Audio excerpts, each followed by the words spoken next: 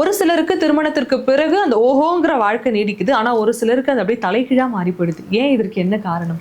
அதுக்கு வந்து பாத்தீங்கன்னா உங்களோட ஜாதகம் தான் காரணம் அப்படின்னு சொல்லலாமா. இந்த மாதிரி ஓகே. நிறைய பேர் நம்மளே பார்த்துருப்போம் ம். இல்லைங்களா.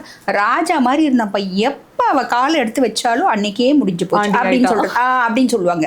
அதே மாதிரி லேடியும் வீட்டுல வந்து செல்ல பிள்ளைய எப்படி தங்க தாம்பாளத்துல தாங்குச்சுங்கப்பா அவங்க வீட்டு ஆளுங்க அந்த பிள்ளைய. என்னைக்கு அவனை கல்யாணம் பண்ணிக்கிறாலும் அன்னையோட பிடிச்சிச்சு அந்த பொண்ணுக்கு அப்படின்னு நம்ம பேசுறத நிச்சயமா. கேள்விப்பட்டு தான் இருப்போம்.